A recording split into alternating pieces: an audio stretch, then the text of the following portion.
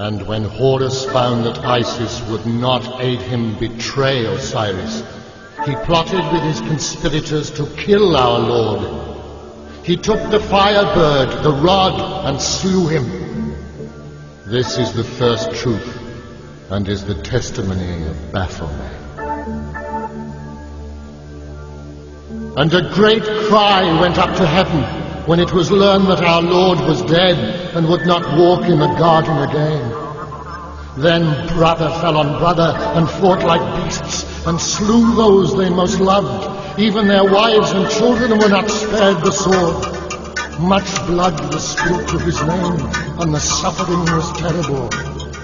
So great was the love they had for Osiris. This is the last part of Genesis, the history of the people of Isis, the Nephilim, and the secret remains that men have kept the identity of the goddess hidden, though her signs are everywhere if you have eyes to see them. Here ends the first garden, though this paradise shall come again, for the world goes on forever.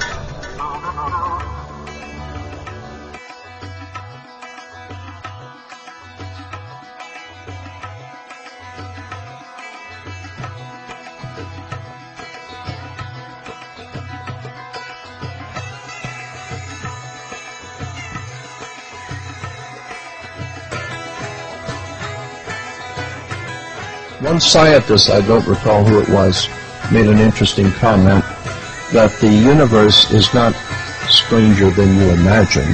The universe is stranger than you can imagine. And the point being is that you haven't learned anything until you understand how the pyramids were built, the geometrics, the harmonics, the well-established mathematics. I don't see how anyone could possibly say that they are well informed about the modern day world and not realize the importance that this country has played in the development of Europe and the rest of the world. I remember someone saying a long time ago, always trust a person looking for truth. Never trust the one who's found it. The point being is that real divine truth is far, far out ahead of whatever we might begin to understand.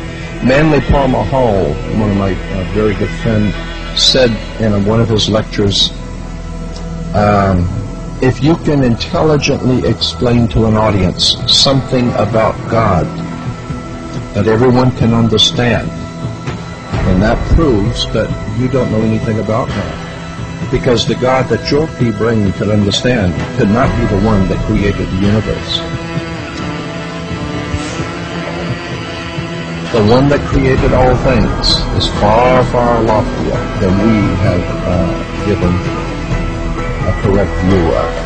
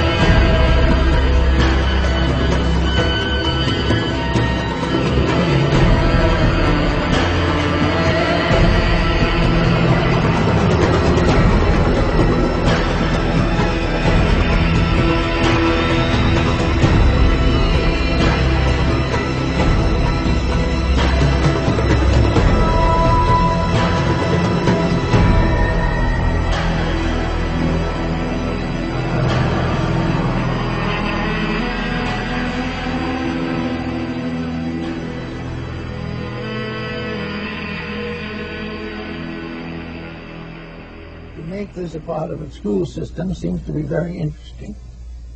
Now, I go back to Egypt, a very colorful country, for certain principles to discuss. In Egypt, the Egyptian was not born a citizen. This is interesting.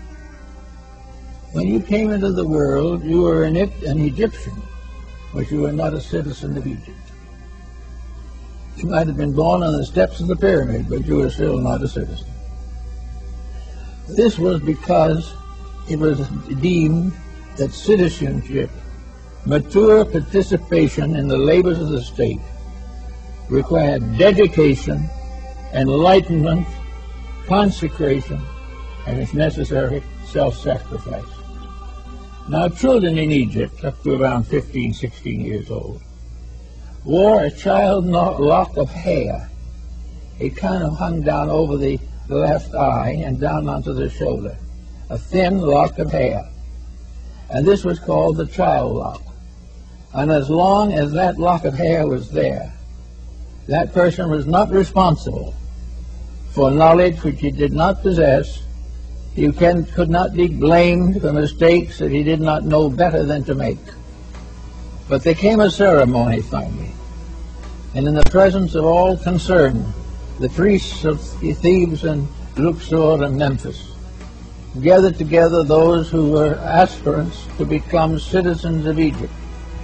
And they had a great ceremony and invoked the gods and made these young people accept the responsibility of Egyptian citizenship. And from the records we still have of those old times, we get some key to what the instructions were. The first instruction was, you must obey the laws of the gods of Egypt. You must obey the laws of Osiris and Amenhotep. You must obey the laws of the state. Unless you are a true law abider, you cannot be a citizen. You had to be truthful, honest in your weights and measures, kind to those in need, helpful for the forlorn and the sick, forever charitable. And at this point was introduced the great negative confession of the Book of the Dead. When the Egyptian died and went into the other world, they believed in Egypt that he had to answer to the gods of the underworld for his reputation on earth. He had to be able to give a statement that he had kept the 600 rules by which the Egyptians regulated his conduct. Maybe he couldn't keep them all, but he did the best he could. But he was working always under the pressure of being a good person, a dedicated person, and an Egyptian was an individual who could stand out upon all sides and prove that in every way he was trustworthy, honorable, honest, enlightened, and kind. After he had taken all these obligations so far, the little lock of hair was cut off, and the child became a man or woman, became an Egyptian citizen, having the privileges and rights of a citizen. But without this bond, it could not happen. So let's move this forward into another type of world and see what we have here now.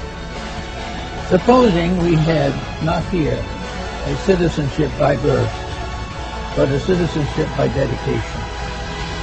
Supposing instead of being born an American, we went to school, the lower grades, middle school, and finally graduated from high school.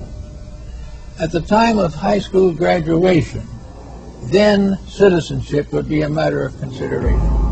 When the American boy or girl decides to go in for a life of government or statesmanship, they should not be out merely to get money.